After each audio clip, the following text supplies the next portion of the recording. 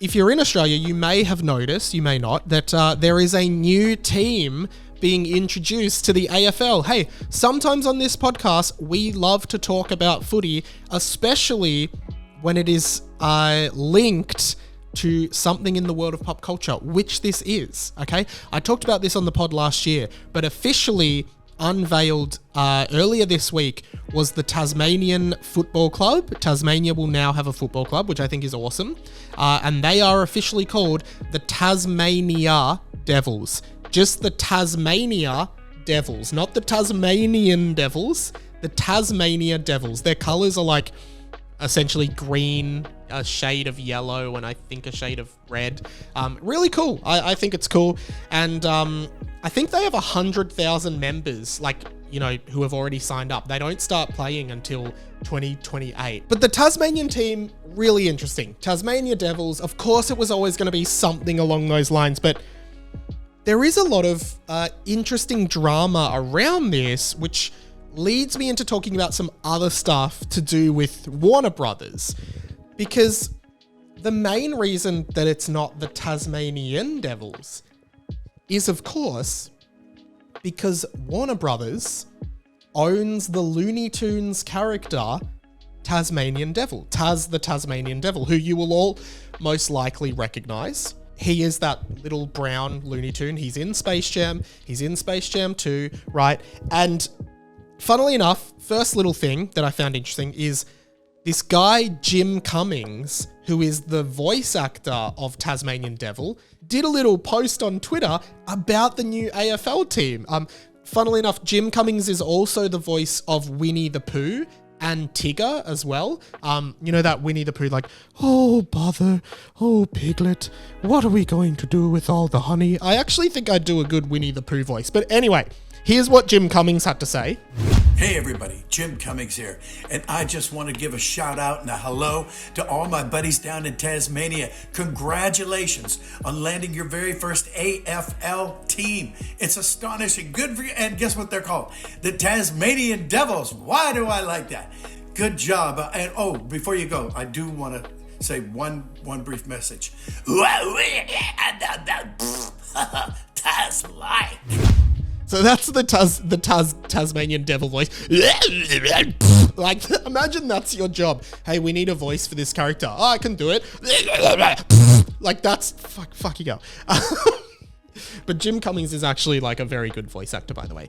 But I think that's really cool. That I have a feeling it might be a cameo or something similar that he's been asked to do, but I still think it's quite cool. But here's the thing. I genuinely can't believe this, and I think it's hilarious. So the boss of the Tasmanian AFL department, I guess, says, this is a headline. Tasmanian AFL boss says Warner Brothers didn't know the Tasmanian Devil is a real animal when the team battled the entertainment giant for the right to use the name. Can you believe that? Warner Brothers, like, has this character, Taz the Tasmanian Devil. Warner Brothers, global entertainment giant. Literally, I just went to Warner Brothers Movie World and went on their, like, roller coasters based around, you know, their characters. I feel like everybody in the world knows that Taz the Tasmanian Devil is based on the Tasmanian Devil, which is a real animal native to Tasmania. Like, but this now feels like when, you know, you show Americans like a map of the world and you're like, where's Australia? And they just don't know where to point. No offense, Americans. I know there's a few Americans who like this show, but like, if you are American and you listen to this show, did you know the Tasmanian Devil is a real animal? Because it's not like the other Looney Tunes are not based on real animals. You've literally got Bugs Bunny, Porky Pig, Daffy Duck. Donald's Disney, so we'll give him that. Daffy Duck. Who else is there? Lola Bunny, Marvin the Martian. Like, they're very clear with the naming conventions of the Looney Tunes. They are very clear with what they are supposed to be, right? And then you've got Taz the Tasmanian Devil. You've literally got Roadrunner, the Roadrunner, and Wile E. Coyote, the Coyote.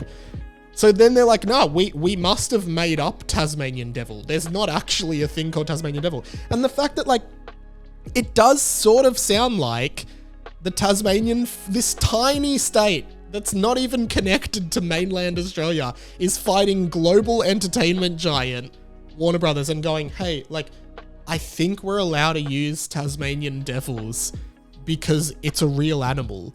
Like, I think we're allowed to do it. So it does sort of feel like the negotiation from Tasmania and Warner Brothers is, okay, what if we just go Tasmania Devils, right? Because I guess that makes sense. It's not the Melburnian demons, it's the Melbourne demons. It's not, you know, like the I don't know, Brisbanean Lions. It's just the Brisbane Lions. So it's like the Tasmania Devils does make sense, right? And I just think it's so funny that you'd have to think that in a company the size of Warner Brothers, someone in that company who is like responsible for like branding would know that like the Tasmanian Devil is a real animal. Side note, I actually think, like, if Warner Brothers was trying to stop this from happening, I genuinely think that's stupid because, let's be real, and I hate saying this because I love, like, legacy sort of characters and stuff. The Looney Tunes are not exactly super relevant anymore. Space Jam 2 came out, it was a commercial flop.